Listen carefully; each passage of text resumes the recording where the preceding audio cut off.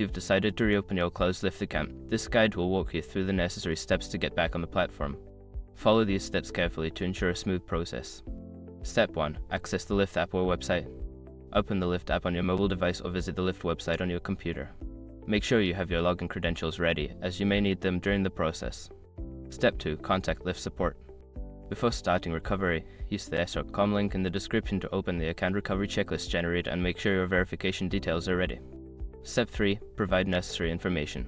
When contacting support, be prepared to provide information such as your email address, phone number associated with the account, and any other identifying details.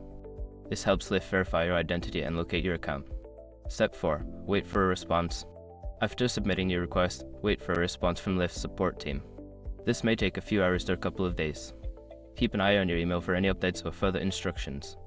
Step 5. Follow instructions to reactivate. Once you receive a response, follow any specific instructions provided by Lyft to reactivate your account. This may include confirming your identity or agreeing to updated terms of service.